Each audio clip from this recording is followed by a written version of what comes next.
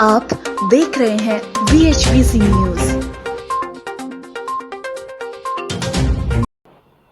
नमस्कार।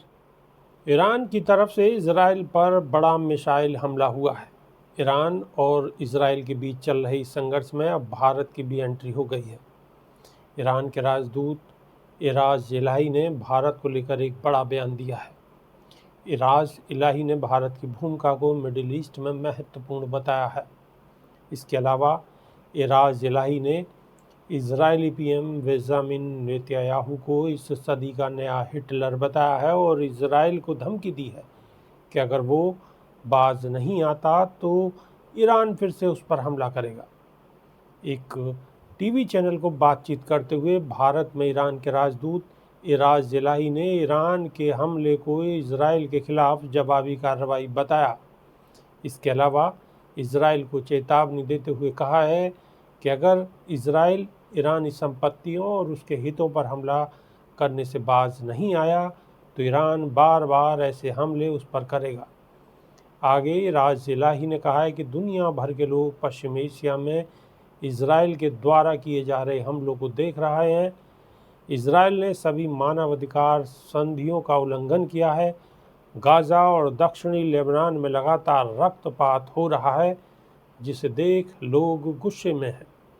उन्होंने आगे इजरायली पीएम को इस सदी का नया हिटलर करार दिया है। इजराइल पर मिसाइल हमले को उन्होंने जवाबी कार्रवाई बताते हुए कहा है कि ईरान अपने अंतर्राष्ट्रीय हितों और राष्ट्रीय सुरक्षा को लेकर मजाक नहीं करता। एराज इलाही ने मिडिल ईस्ट में भारत की भूमिका को काफ़ी महत्वपूर्ण बताया है। इलाही ने इसके पीछे की वजह बताते हुए कहा है कि भारत का ईरान और इजराइल दोनों देशों के साथ घनिष्ठ संबंध है। एराज इलाही ने आशा व्यक्त की है कि इजराइल को समझाने और रोकने में भारत मदद करेगा। ईरानी राजदूत ने पीएम मोदी के द्वारा हाल ही में किए गए शब्द "यह युद्ध का युग नहीं है" को दोहराते हुए कहा है कि हम ईरान में भी इसे मानते हैं, लेकिन एक देश अगर दूसरे की संप्रभुता का उल्लंघन करता है तो वह देश और क्या कर सकता है। ईरान की तरफ से 200 के लगभग मिसाइलें इजराइल की तरफ दागी गई थीं।